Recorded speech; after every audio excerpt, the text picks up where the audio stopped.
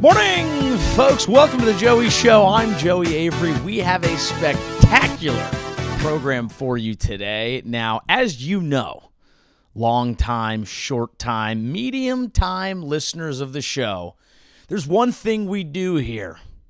We watch, we view, we observe the main stories, trends, things that are happening in the week, and we internalize them. And we figure out what's really going on. And this week, I've been tracking a lot. Now, Dick Cheney has passed on. Zohran Mamdani has won an election in New York. There's a lot going on out there in the world. And there is one common thread that I've tracked down this week a little bit. I think it's an important question. I think it's a big question. I think it's something that we should all consider. Do we need to destroy the internet? I understand that right now we're using the internet to connect. Guys, I understand. I understand that my brain has, even as someone who was born really before the internet, my brain has rotted to the level that if I didn't have Google Maps, I would potentially die in a ditch, even in the middle of a very populated city. I understand that. I understand we rely on it. But there's a lot of things happening in politics, in society, in comedy, in my industry. A lot of hot goss that begs the question, what is the current state of things actually doing in terms of cooking our brains? So we're going to break it down. We're going to talk about it politically, socially. We're going to talk about some of the comedy shit that's going on. And we're just going to see if it's possible. Now, obviously, I think it's unlikely that this is going to happen. But I think it's fun to really examine how quickly and decisively our brains are breaking. Yes, it's a theme of the pod, but this week there's a few reasons that it came up. Now, I'm going to give credit to a video that I saw, a Subway Take, which is, of course, a show that would not exist were it not for the internet, and I would have never seen it, and I would have never thought about it, and no one would really film a show where you sit on a subway and pretend that a lapel mic is a Metro card and talk to people, but it works, and this point I thought was interesting. Let's lead off with this. So what's your take? I think we need to destroy the data centers and start over again from a pre-internet era. 100% agree. Hey! I was going to disagree, but you know what? We kind of went the wrong way. Yes. If you think about it, what really has progressed past the point of landlines and televisions? It's just we have more access to the same Now everything's in the apps. You should be on community television. I agree. I You like would do that. great on there. I would like that. The thing that really sold this to me was I asked ChatGPT what life would be like if we destroyed the data centers. And yeah, and it painted a very rosy utopian picture. Really? It was like, look, it's going to be painful, and it's going to destroy pretty much all modern infrastructure, but the important things will remain, and after that painful period, we will rebuild these things with like a different philosophy in mind. Ain't nothing wrong with the hard reset. Ain't nothing wrong with that. Ain't nothing wrong with the hard reset. Unplug your router, plug it back in. Because for a while, it was pretty lit. It was good. It was. I was like, oh, like I'm on GeoCities. I'm connecting with like a guy in Pakistan who I think is a girl, and I'm having cyber. See, that's good. Yeah, and I didn't care. I was 14, just jerking off to this Pakistani guy who was claiming he's a Russian girl, and I was like, this is so awesome. Yeah. And now what is it? Now you're talking to ChatGPT to get off. Now he's talking to ChatGPT. Go back to the classifieds. You could have done the same shit in the back. There you go. I mean, you get the point, and it's an interesting take, the idea of stopping and rebuilding and trying again, because it does feel like we're just inundated with more of the same shit. But I want to caution you right now.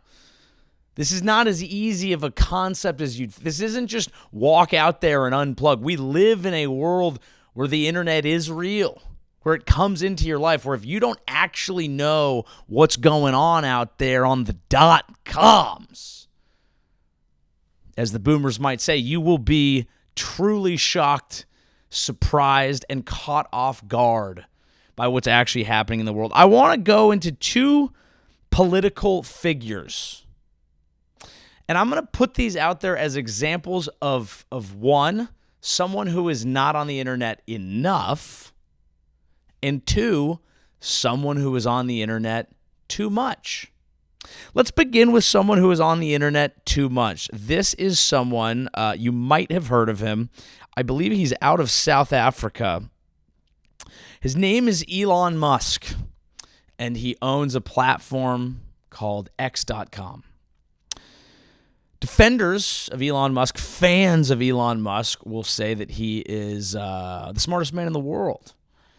Sort of an Iron Man level figure, a man who sends rockets into space, who shoots loads into ladies. Man does not use protection. This guy's been hitting it raw like me at the sushi bar. You know what? You get the point. Ross, it's a raw fish. It's a sushi boat. I'm not pulling my dick out at the sushi bar. And if I did, cover it in eel sauce and stick it in some rice. A little cock roll. No one's ever done that. I've seen a lot of people do you do the big sausage pizza, right? Stick your dick in a popcorn bag. You eat sushi off a woman's body. Sure. Already some fish taste there. But I've never really seen someone make a super crazy roll out of a dick. Maybe you get that tempura cock, spider roll, add some sauce, put some avocado on top, some healthy fats with some healthy fiber and protein. I actually don't know, are there macros in cum? We're going to get back to the point here, folks. This is just a little bit of a diversion. Yes, it does. It contains macronutrients like proteins and carbohydrates, fructose, as well as micronutrients like vitamins and minerals, but the amounts are too small to provide significant nutritional benefit. It is not a substitute for a balanced diet. Hey, AI. The phrasing of that is the fact that okay, but there you go. It is not a substitute for a balanced diet. It is mostly water and contains proteins, fructose, a sugar, and small amounts of fats. Although a typical ejaculation has a very small amount of protein and calories. But it's got zinc, vitamin C, calcium, potassium, because it comes out of that banana.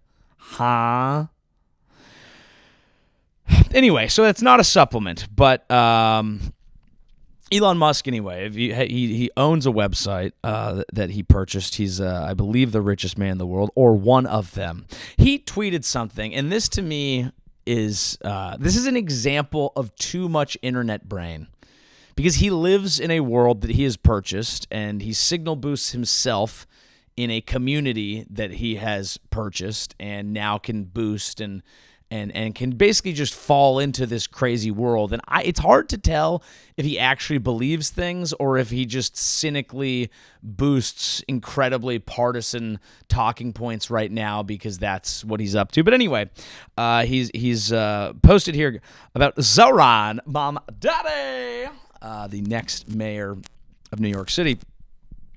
He said, given that he's on the ballot twice, maybe he can win twice too.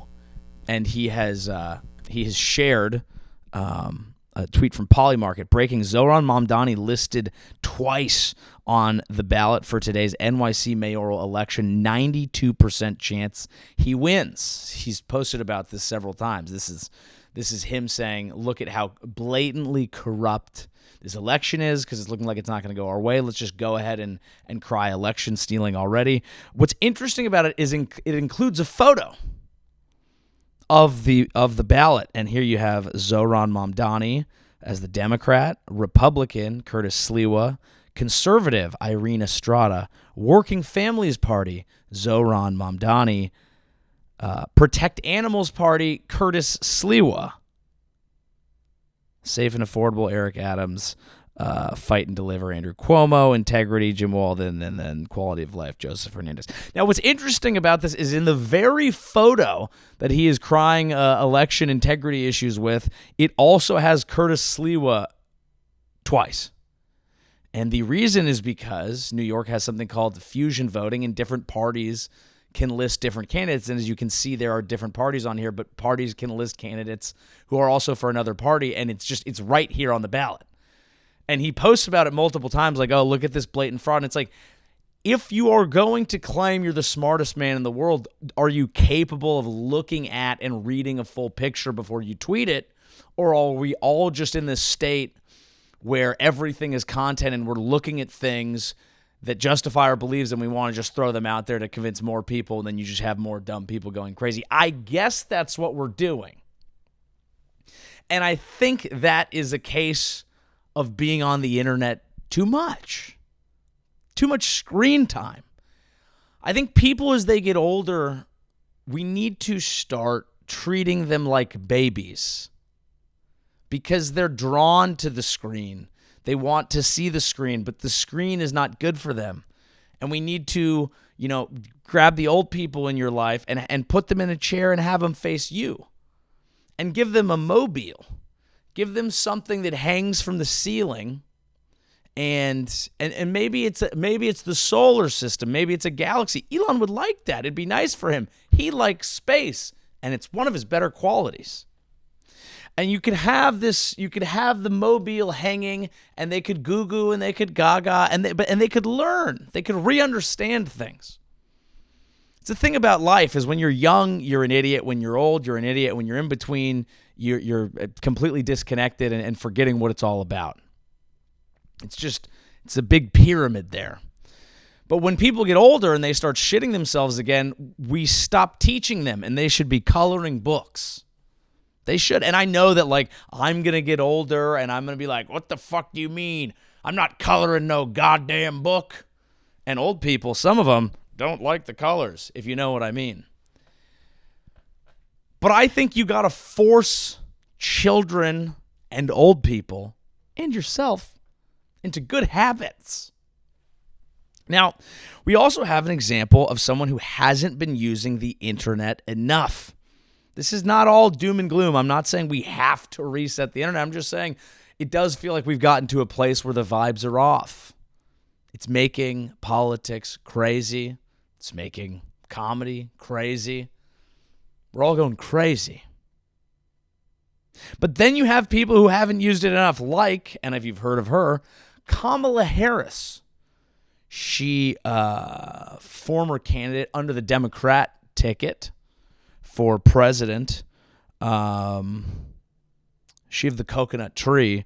She had a tweet here that said, I am saddened to learn of the passing of former Vice President Dick Cheney. Vice President Cheney was a devoted public servant from the halls of Congress to many positions of leadership in multiple presidential administrations. His passing marks the loss of a figure who, with a strong sense of dedication, gave so much of his life to the country he loved. Doug and I are keeping Lynn, their daughters Liz and Mary, and the entire Cheney family in our thoughts during this difficult time. Now, look, I'm a nice guy. I'm a good guy. I'm a fun guy. And I enjoy, much like, this is an old school quality in me. I like a little reaching across the aisle. I like a little, let's not let our differences get between us. A little bit of, hey, we're all in this together. We're all Americans. We're all doing it. But this is just you being a fucking idiot. Kamala, hey, m'lady, sidebar. Do you not know the general American consensus on Dick Cheney? Do you not remember one of the things you thought was going to help your campaign but actually hurt it was bringing on Liz Cheney? Do you think the American people on the left, who you need, or the right, who you're trying to impress, even fuck with Dick Cheney? No. He dragged us into wars that have broken this country in a significant fashion. People assume he is the Antichrist on the left and right. And I'm not saying that's true. I never hung out with Dick a ton.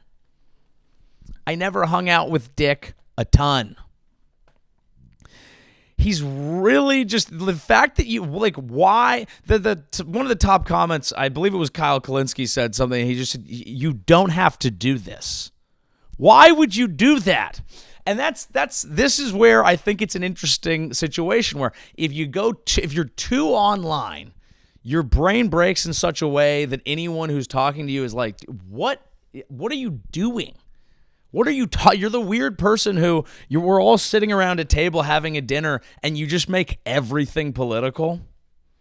You're just obsessed with it so much. And this will happen at any party you go to. If you have older relatives or family friends or whatever, and you walk around, the fact that I live in New York, I've gone to events.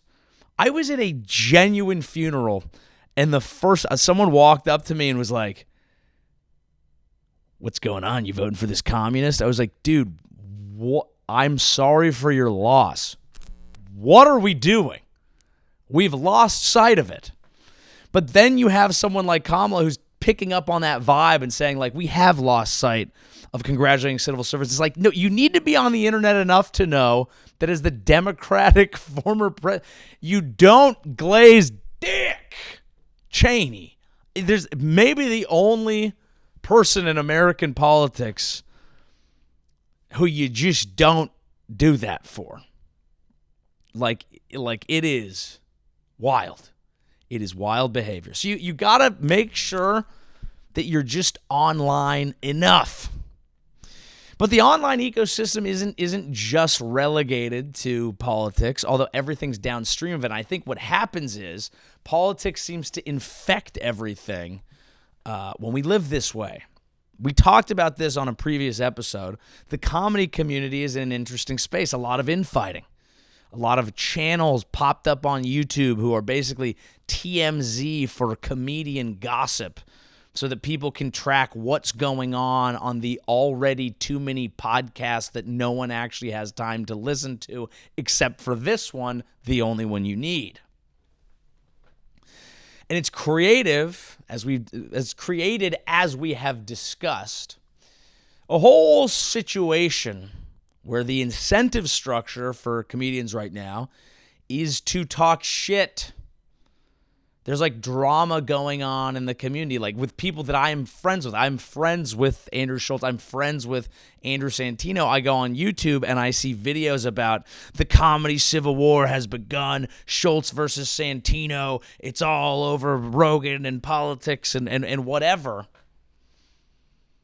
And it's just gotten to this point where I think most people are and I would imagine, I haven't talked to either of them about it. I don't plan to, honestly. Honestly, I would. But it's not a text. That would be an in-person conversation. I don't want to just mine for gossip. But I would imagine the general take of most people, even people involved in this, is what are we doing at this point?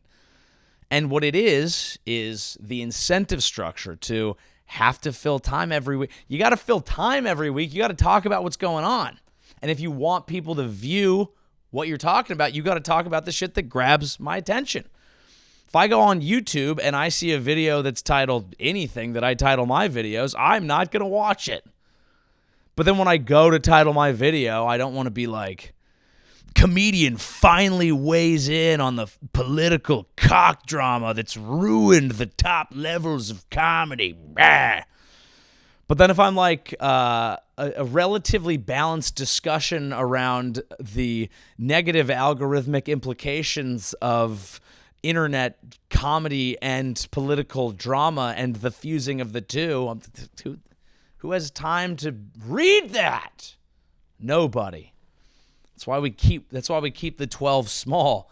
It's only for the learned scholars of media and entertainment. Those are the only people who watch this show and also want to know the macronutrients of cum, which we covered earlier, which is important to know. It does have a lot of good stuff in there. But maybe you should stop guzzling it from your internet overlords. That's really not the point. So there it is. So that's a little bit of politics there, a little bit of comedy there. And then there is a whole nother side to the internet. Something we've all known about, something we've all engaged in. The horny side. The horny net.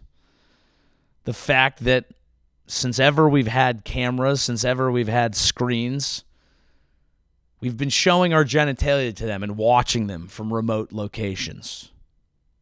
Because at the end of the day, it's part of your biology.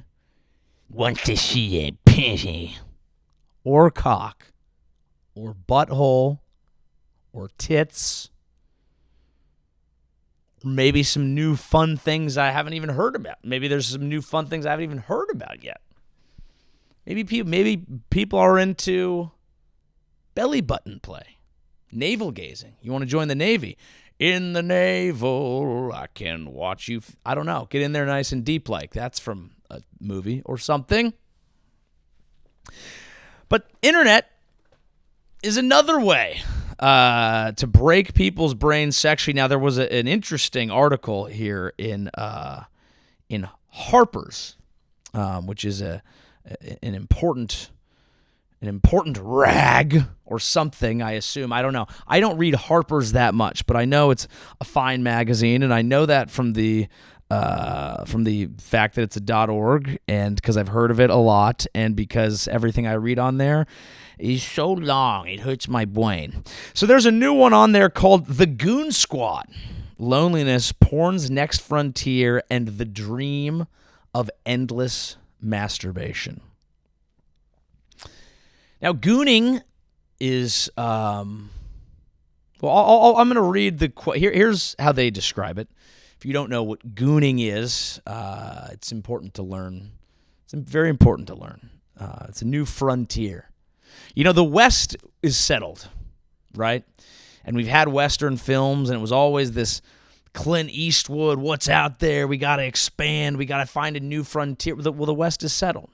We know the new frontier. Sitting in it right now. I'm in Burbank. This used to be wild country.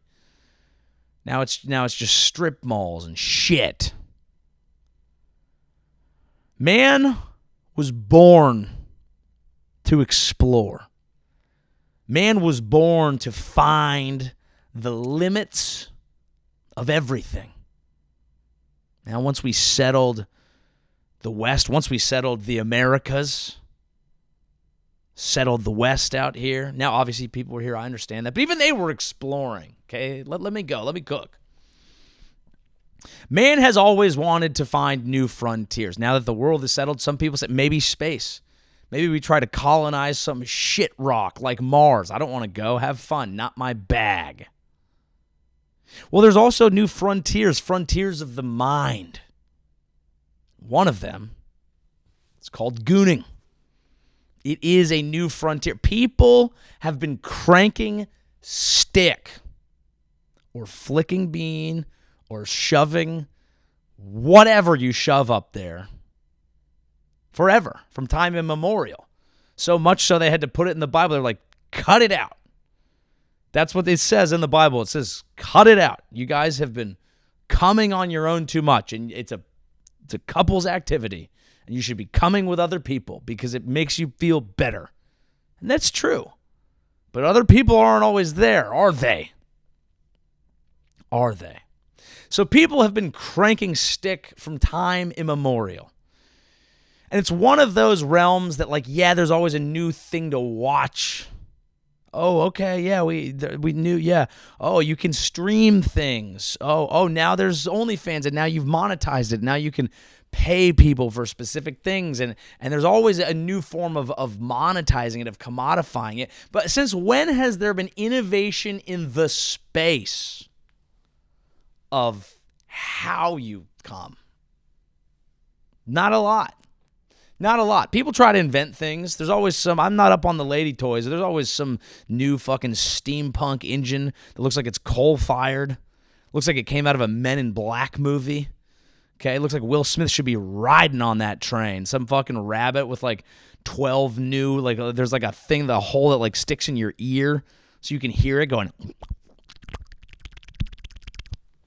I imagine.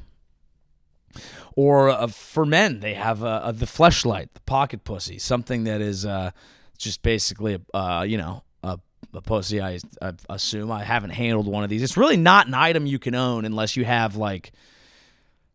If you're criminally single, yeah, you could probably have an entire fleet of. You could have a wine cellar full of these things, just wall mounted, ready for you, aged, vintage, red, white. You could have it all.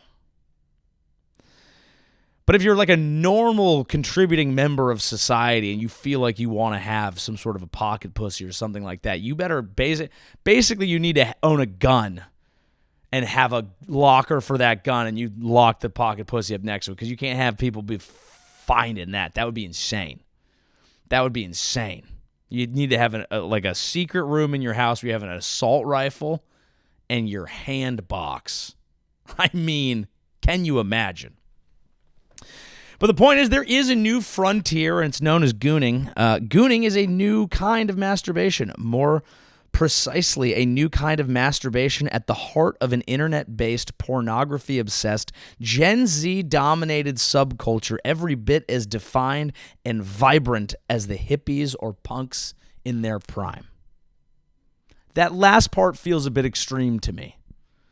I don't know if, like, the gooners are going to take over the Haight-Ashbury in San Francisco and turn all of Golden Gate Park, instead of an LSD-infused, free sex, stinky, frilly, tie-dye laden area, if it's just going to be a bunch of dudes just hand and cock wandering the street. It would be a new era for a place that I used to perform at in the Haight in San Francisco and run shows at, called the Milk Bar. You could keep the same name. Just bring dudes in there and have them milk themselves. I believe it's all about edging, and you're not supposed to come. The concept is you just keep cranking. That soldier boy. Soldier boy up in it. Oh, want me crank it, want me roll, want me goo my dick, and then never come, you hoe. I believe it's something like that. So, the act itself resembles edging. There we are. Repeatedly bringing oneself to the point of climax without actually climaxing. This is almost Buddhist. This concept of living in the moment. It's not about the destination. It's about the journey. In fact, there is no destination. We can only live for now. And now is a state of perpetual orgasm. It's just basically men trying to be women, is I believe what this is. But it's the capitalist in me, sorry Zohran, is like, don't you guys have work to do? Who has time to sit around and just be almost coming? It's giving me anxiety, but maybe I'm not spiritually developed. But gooning is more goal-oriented. Okay. And now we're back. And more communal. These are two things we need and we're lacking as a society. Goals and community. If edging and gooning brings that, who is to say? The gooner goons to reach the goon state. It's a haiku. A supposed zone of total ego death or bliss that some liken to advanced meditation, the attainment of which compels them to masturbate for hours or even days at a time. At this point, it's freedom of religion. It's freedom of, and like every other religion, people are going to be like, they're heretics, that's not true. Gooning isn't even real. Well, neither was Joseph Smith, sorry, Mormons. But it's true. We have the technology. We have the data to tell. I'm sorry, and I know it's created good community. But he wasn't a prophet. Or either or, there's many paths to enlightenment. And one of them comes with your cock in hand. So there it is. And this article goes on to talk about, there was a gathering for their martyr, Nautica Malone, a gentleman who arrived at one of these. They have these coffee shops where women wear bikinis or something, and you go up and you can look, and it's drive-through, and you can go up and a woman in a bikini will give you a coffee. And a gentleman wanted to do this, and he pulled up, and she got a video of him, and he pulled up cock in hand, bottomless, pulls up with a little smirk, cock in hand. She films a video. She posts it. She's like, this is disgusting. It's her right to do that. If you're going to expose yourself, I can expose you. I understand. This is the game you play when your dick is out. It's dangerous. I know this is coming from a guy in a robe. And that guy went off and he shot. He deceased himself. I don't know what word you're supposed to say online, but he did it. And he had a cool name, Nautica Malone. Unfortunately, I believe he had a wife and kids, so that's not great. It's horrible, actually. I don't even need to sugarcoat that. But then people were like, "Hey, he died for our sins, and every good religion needs a prophet." And they're saying this prophet, maybe he wasn't even a gooner. Maybe he was just a guy who was having a perverse little episode there. Maybe he was a guy, maybe he dumped out some bag. He was a little coked up, grabbed the old, duh. I don't know. Not there, not him. But every movement needs a prophet. You need someone to die for your sins. And people showed up, and they gathered for it. And now gooning is a whole culture. It's a subculture. And people, they have goon caves. They have advanced goon caves. I actually haven't seen them. I read about them in this, and I was going to look them up, but then the guy basically said that when you look at them, it's these 12-screen, TVs everywhere. Like it's a man cave, but it's for cranking, and they've got porn on every single one, which again, I would think if you were going for a meditative, enlightened, edging sort of crank that you would do it without. I would think you shouldn't have porn. Like maybe you should just go to a physical state that transcends sex, and maybe it's about self-love, and maybe that's what everything's about. Maybe hurt people, and a lot of the acting out that we see online with politics, which we've discussed with every industry, maybe it's just people being mad, feeling hurt, and acting out. I've gotten off track. The point is, these goon caves, apparently in the photos of them, a lot of people have their dongs out. I don't really want to see that. Okay? So this is a subculture. Now, I think what this article, in what I could gather from a lot of time I spent reading it, it kind of went on. I was like, enough, I get it. I think it's missing the fact that 99% of the conversation around this is satirical and hilarious, and the way that the entire internet is kind of a joke on a joke on a joke, and kind of triggering people and being funny. And the fact that I've been talking about the Goon segment for 20 minutes, and it's rich and it's awesome and it's fun and I love it. It's kind of a joke on a joke on a joke thing. It's an in-group thing. It's like, dude, you've been gooning, you fucking gooners. It's funny. The name is good. It's catchy. Is it also a religion? Maybe. Do they also have a prophet? Yes. And were prophets always people who subscribe to that religion? Oh, that guy wasn't actually a gooner. He just died for the sins of gooners. Remind you of anyone? Jesus. Another dude burning a hole in his hand. And I know people aren't going to like that joke, but it happened. And that's okay. And this show is about radical acceptance and understanding the world. That's what the 12 is all about. Hey, if you're gooning to this podcast, I'm going to say two things, and they're going to sound contradictory, but they're not. One, put your dirty, scabbed penis away, you filthy little demon. You need to go for a walk. And two, you are loved and you are accepted. And put the rest of the episodes on autoplay. And if you need to goon to this podcast, let's get these numbers up. And that's good. Here's another quote that I pulled. Even so, it seemed beyond dispute that 60 years ago, some of these gooners would have been fathers, small business owners, dependable men in hats riding slow commuter trains, their mindscapes perfumed with thoughts of stocks, bonds, lawn care. it goes on to talk about an interesting concept here that, yes, I've been saying for a lot of this episode, maybe the internet has broken our brains. And you look at something like gooning and you go, well, certainly there's something to that.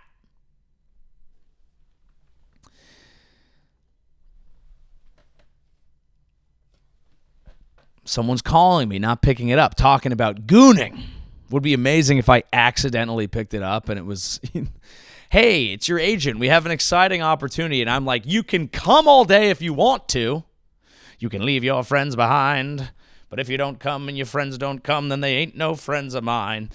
The point that it is making, aside from what I really want to talk about the whole hats on trains thing, because I do think hats were a sign of a different time, but that's neither here nor there at this moment, where men could go be men and hang out at the haberdashery.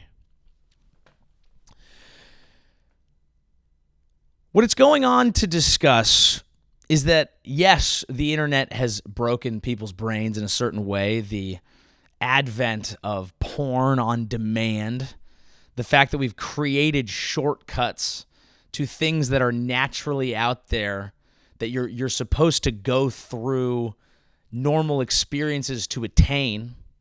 You know, the easy concept being like your body wants you to be desirable. So it's like, why don't you go out there and hunt and kill a buffalo and trek and bring that back to your village and then have all the bitches be like, what the fuck, dude? He's so hot. Look at him dead carrying that buffalo that I've been so hungry and wanting to eat. And now, as my hunger is about to satiate, so is my thirst. And I want to hop on that dong. And that's a nice reward system. That's what when you do something like that, when you go out and you achieve something good, and either that makes you desirable to someone on the open market or desirable to your significant other, and you come home and you're committed thing and you fuck. Doesn't feel gross. Doesn't feel weird. Doesn't make you want to go like Nautica Malone to a parking lot behind a Popeyes and put a hole in your head because you're ashamed. You don't have shame. You have pride. And when you create shortcuts to things, it makes us feel a little weird. Sugar was supposed to be like, ooh, we got some berries, and that's good for us. Yay, and this is going to give us some nice energy. Well, when I'm out here shoving a Snickers ice cream bar down my gullet after 15 IPAs, my body's like, that's a lot of that. And now I want to puke physically and internally. So the society we've created, which is built on shortcuts, and all those shortcuts are fed to you because they're commodified, and the economy is based on how much of this can you consume. Yeah, it puts us into a little bit of a crazy spot sometimes. Yes, all of that is true. Those shortcuts are there. But what this article is also telling you is that it's a symptom of an economy that young men feel like they're not participating in. They don't have trains. They don't have hats. And they certainly don't have hats on trains. And so they're kind of fucking around being like, you know what, like a job, what am I going to work at? I don't see how this job could get me somewhere, and no one's hiring. So you know what I'm going to do? I'm just going to get mad. I'm going to be online. I'm going to goon, and I'm going to vote for free handouts. That's what I'm going to do. Like that's kind of the implication here is we're not participating in the economy because the economy has gotten so ridiculous that the way to actually make money is to have money and just invest it into like random AI stocks and have obscene amounts of cash that you can use to buy off the political system that makes sure no candidates get in that would actually try to help people who don't have much momentum. In life, baby, it's all about momentum. You need that momentum. And maybe if you can't get any momentum, you're just like, what if I could come forever with the boys and have a community of people that are like, isn't this funny? Isn't this hilarious that we are talking about and thinking about a never-ending stroke? And when you put people in this extended state of irony, where everything is a goof, everything is a lark, everything is a joke on a joke, this kind of ties in with the weird political violence that we're seeing. There are jokes goofy internet meme jokes written on bullets used to kill real people who are also participating in that same kind of internet inflammatory algorithmic world. And so you have this kind of weird online disassociated social prism where some people are saying cynical, crazy political things meant to inflame the population, while other people are laughing along, cock in hand, just trying to see if they can come forever without actually coming. That's the concern. Now, the result of all this, and the reason that I wanted to make today's episode, should we destroy the internet, is not because I think we're capable of any sort of anything that has forethought. Because we're not. You just got to go with it and adapt. Like I said, life is all about momentum, baby. You get some in your own life, you start feeling good. You start feeling great. You work hard, you do things for yourself, and you start going, I can participate. And that's where, while the guy says a lot of crazy things and a lot of shit I don't agree with, Jordan Peterson, who's a weird guy, his point of and these grind guys like David Goggins or Jocko Willink, and they're all in a different realm. And it's not for me because, baby, I got that work ethic. I don't really need it. And they seem kind of ridiculous to me, and they don't seem happy. They don't totally seem fulfilled. They seem like they're doing a lot. But they're telling people a message that is cutting through and that is right sometimes, which is you got to make momentum for yourself. And that's why this show believes in personal responsibility, but that's why this show believes in personal freedom. And if you need to go out there and crank hog forever to find your way through, then that's okay. But do it as a community. Do it with your boys. Do it with the boys. So shout out to the Gooners and everyone gooning to this episode. The internet knows no bounds, and I mentioned it, I guess, in the comedy portion. There's also this nice little political drama brewing in the Republican space because you had Tucker Carlson had on a gentleman named Nick Fuentes, and Ben Shapiro got mad that Tucker Carlson had on Nick Fuentes. And he called all of them out and included Candace Owens. And now Candace Owens is mad at Ben Shapiro for calling out Tucker for having on Nick and including her in that conversation. And all of this is driving views. And at the center of it is this guy, Nick Fuentes, who Tucker Carlson had on to talk about some very understandable concerns with the influence of the AIPAC lobby on the American system. And what Ben Shapiro noted Tucker Carlson did not do a lot of is question Nick Fuentes on his outward and openly stated support for Hitler, and how he even said on Tucker's Carlson that Joseph Stalin's birthday is an important day for him because he loves Stalin. Now, why am I bringing this up now at this point in the show? It's because it's everything that we're talking about. Figures like this that are saying things. Now, he's talented, he's entertaining, he says funny things. Some of his clips are hilarious. And you see some of the clips and you're like, okay, that's funny. But then you see some other clips where he's saying insane, horrendous shit that Tucker did zero journalism on asking him about. And him talking to him kind of brings him into a more normal realm of the Republican Party, although he's doing it himself. But the concern with all of this is the extremes that it drives you to. You start falling into the hands of people who you don't know where the joke begins and the joke stops. I said that wrong, but you get the fucking point of what I'm saying.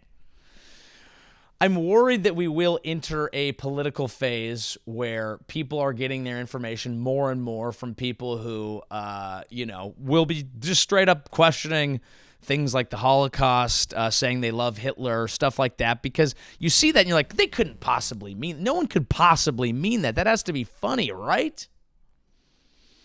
And once people gain enough steam in the algorithm, then the people who are the gatekeepers or the people who are, the more mainstream people just have to have them on and talk to them and be like, hey, well, what did you actually mean there? Or maybe they won't ask. Maybe they'll be like, oh, we were just supposed to have fun with them.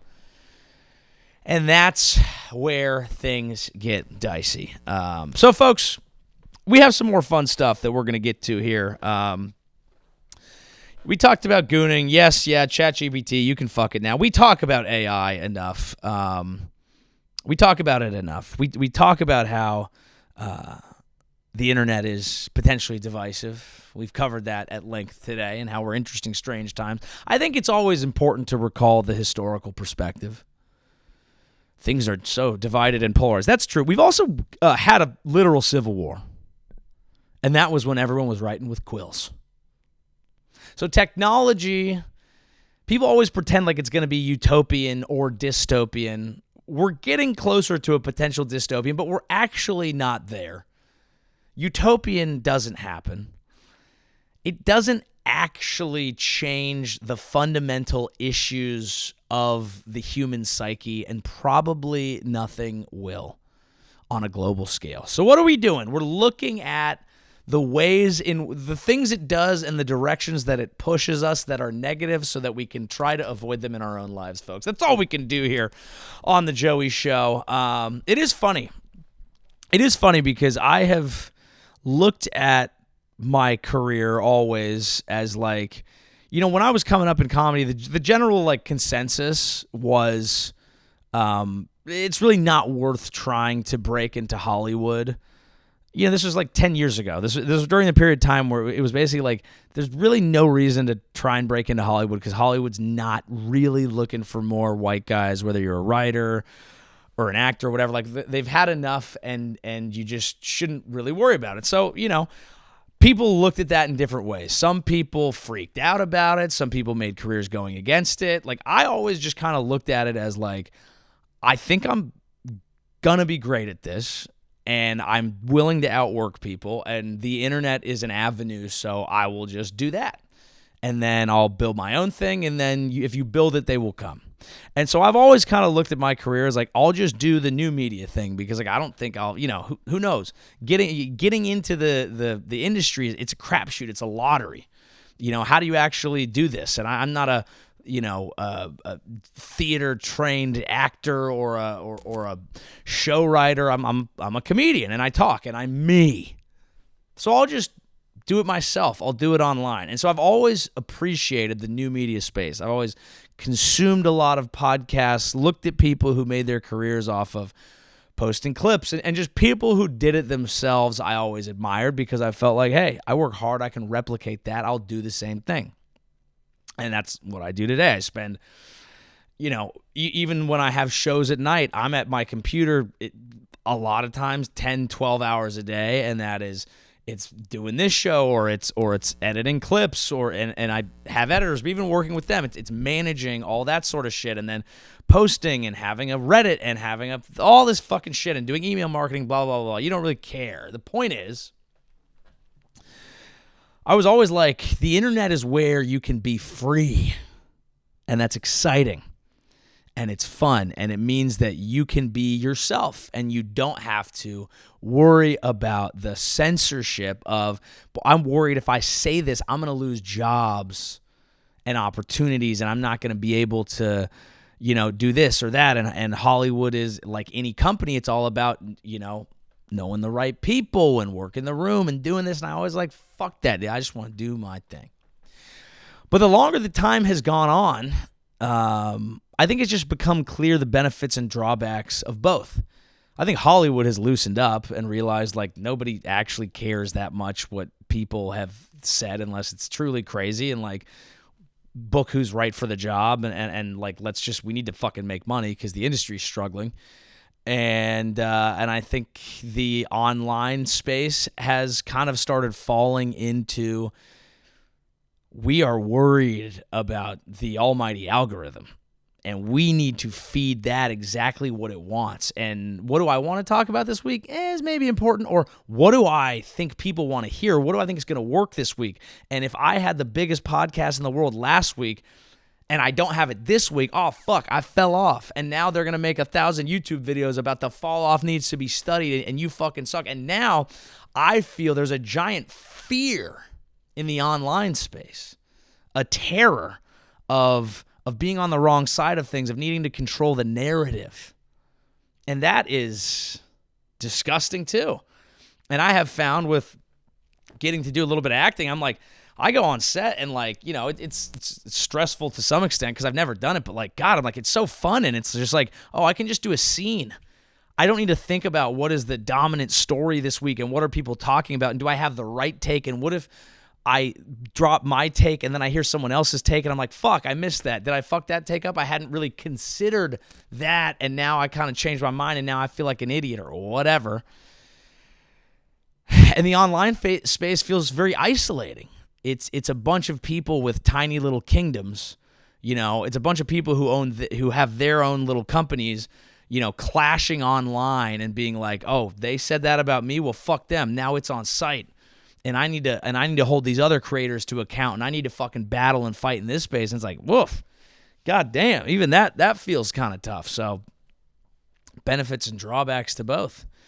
I was talking to I would say an A-list actor the other day, and I was shocked even he knew about what was going on because, you know, I was a comedian, and he was like, what's going on with comics these days? Everyone's talking shit about one another.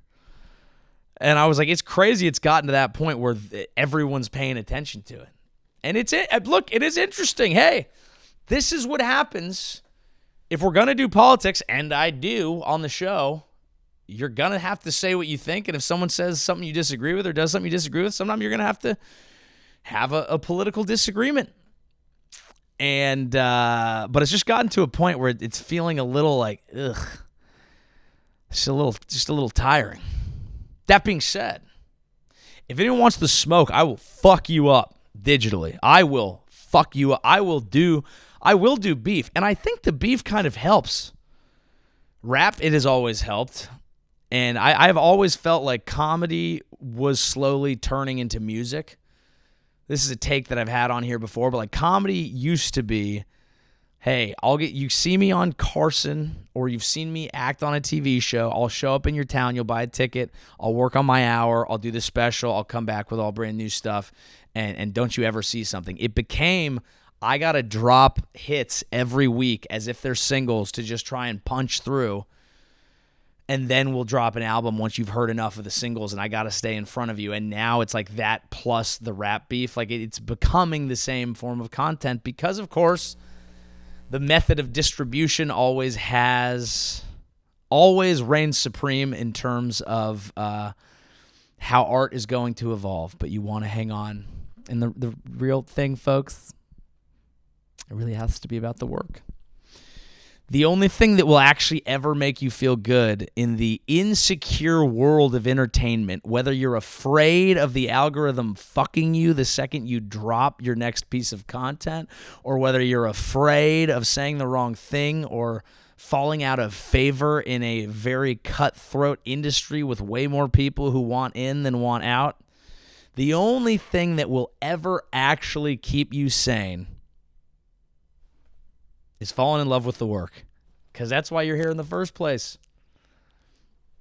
And that's why many of us remember fondly performing in shitty bars that you had to drive 2 hours to go get to, where 6 people were paying attention, but they were a good 6. And it was fun that Tuesday because they were a good 6 and you got them on your side and it made you feel alive, even though you had to drive all the way back 2 hours and wake up early in the morning for a regular job because you loved it before the money, before the expectation, before any of it. And it's getting back to basics, and that works in comedy. That's true. You hear it in sports. You hear golfers say it all the time. They're like, I fell out of love with it. I had to get back and realize what I'm doing is fun. And what's funny about that is golf isn't even fun. It's fucking stressful. You got to fall in love with what you do and who you are and who you're trying to become, and the rest of the stuff will be okay. And that's, as always, it's always the same takeaway, but it's a good takeaway, and I'm going to remind you every week because I got to remind myself, and I'm going to have to keep trying to remind me. Spirituality, ladies and gentlemen, is actually a lot like gooning. Everyone has a favorite method. Everyone has a different thing that gets them off. turns them on, helps them get it. People have different opinions about how other people do it. But really what it's all about is understanding it is the journey, not the destination. It's not about coming. It's not about the next paycheck. It's about all the strokes, be they pen or cock, in between. Honestly, beautiful stuff out of me, folks. Come on out and see me on tour this weekend. I'm in San Diego. These are going to be fun as fuck, and they're selling very fast. Please come to those shows. Denver, Colorado, Comedy Works downtown. Historic goddamn club, November 23rd. It's a Sunday. It's at 5 p.m. This is the Sunday before Thanksgiving. I don't know why we're doing 5. It seems early to me, but I think that's probably great because we can all go to bed. Portland, Oregon, that'll be December 3rd, Seattle, December 4th, and then Beverly, Massachusetts, Batavia, Illinois, San Jose, California. Those always sell out. Get the tickets. Huntsville, Alabama, Nashville, Tennessee, Dallas, Texas, all coming up. We got plenty more coming for yo ass. And I want to talk... All right, I know I made a big announcement about how I was going to do different videos last week on YouTube. Turns out that might be a great strategy, but this week it's too much work. So we're going back to the one video, but it's an easy announcement because you're already here. Just keep on watching. Let's get back to the show. Let's do this. I want to do a little check-in on the Louvre Heist because I talked about it, and... I talked about it a couple weeks ago in this very same hotel. My room had a fake plant in that one. I was able to include it in. I didn't get a fake plant in this room, and I'm kind of bummed. But I want to read this article because they've started catching the heist suspects. You know, doesn't pay to do crime, folks. Doesn't pay to do crime. It says they are local petty criminals. 4 suspects in custody in relation to their alleged involvement in the spectacular heist at the Louvre Museum last month are local petty criminals with no association with organized crime. The prosecutor said the quartet, comprising 3 men and 1 woman, were living in or around Saint-Denis, a suburb of the North Paris. One of the men is a 37-year-old with previous convictions. Another has 15. The 2 men were convicted of a different robbery. And one of the men is in a long-term relationship with a 37-year-old woman who has been detained. I just want to circle back to a piece of reporting from right after the Louvre heist happened, when no information was out there. A piece of reporting that could only be done by somebody with their finger on the pulse and an understanding of life. Let's listen to what that reporter had to say. And I can only imagine that one of the members of this is some like hot, long-haired, tattooed chick who's smoking a cig, who feels like the entire world's run out on. She's like the one hot chick who things just didn't automatically work out. That's the funniest thing, is people assuming that babes would ever steal when they're writing characters into movies. They don't have to steal. They just fucking, they get your money, but that's not the point. Let's imagine, this is what I'm imagining, this is what I'm envisioning. Louvre girl, okay? There was one girl in the group, but like, even though she's smoking hot, none of these rough and tumble guys ever tried to fuck her because like she's family. She's just one of the girls. And plus everyone knows that her and like the main leader of the group have this real understanding, and he's like, she's almost like a sister to me, but not quite, because really what she is like a girlfriend to me, but we haven't fucked yet because we're waiting till this heist got done. And now they're waiting. They're waiting they're in their safe house, and for some reason there's sparks just outside of the safe house because someone's fucking welding. Because it's machine core. They had to go back. Their safe house is just like in a fucking abandoned industrial plant. And there's one dude covered in... I nailed that. I was right. It was a love story all along. It was a crew, there was a babe, and they were hooking up. They were hooking the fuck up. And I knew it. I absolutely knew it. And no one else reported it because they're not allowed to because of journalistic ethics or what the fuck ever. But I was right, and that is the point of this show. The show is called I Was Right, and once again, I was, and it was great. And I hope that I hope they had some really hot, beautiful sex that night. This is kind of what I was talking about. That's how that story captivated the collective imagination because everyone was like, you know what? That is how you're supposed to do it. You're supposed to rob things with your hands. You're not supposed to rob people digitally. Get out there with a chainsaw, rob a place, hurt nobody. Amazing. Go have sex with the woman you robbed it with. Don't jerk off to her online. Like that's life, baby. That's what it's all about. That's what it's all about. And as we head into the holiday season, we need to remember what life is all about. Life is about tactile, real experiences with the people you know and love.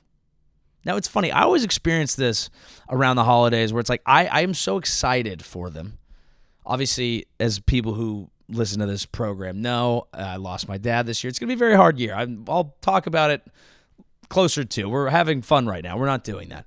So it'll be a little bit different this year, but I always look forward to the holidays, and I love the holidays because what do I like in my life? I like my people, and I like getting fucked up, honestly, with them. And getting fucked up is not important. I could get fucked. I'm sure at some point in my life I will be, shotgunning fucking Pellegrinos or some shit. I don't know. But I like having treats with my folks. Is that so much? Is that so crazy to say? I love the holidays. And I like working all year and trying to make myself into a better person and then feeling like when I come home, then it's like, look, I've done all this stuff and now I can relax. And what's funny about that is then a lot of times you get home for the holidays and you're in that experience and you're like, oh, this is not relaxing at all. I am being pulled 1,000 different directions. I forgot about the idiosyncrasies of everyone in my life and everyone's being kind of weird and I've been drinking for 3 straight days and I feel bloated and I kind of feel blech. But then you remember it fondly because there are moments, because there are highs.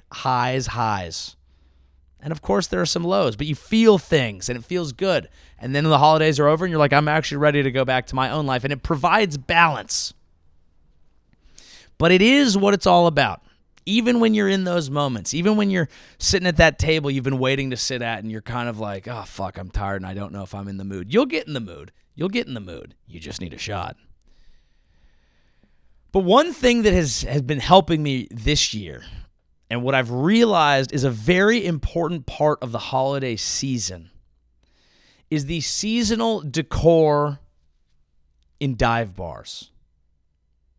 Dive bars to upscale dive, but bars that have a community feeling.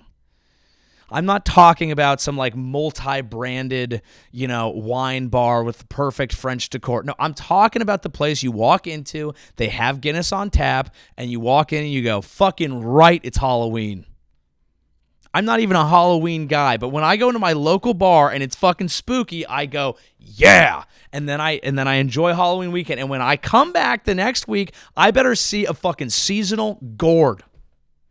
A seasonal gourd, a cornucopia, a horn of plenty, because bitch, it's Thanksgiving. And if my local dive bar doesn't tell me that, I don't know where I am or who I am or what time it is. Yes, some people like the seasons. The leaves change. Awesome. So does the decor at the local bar. It fires me up.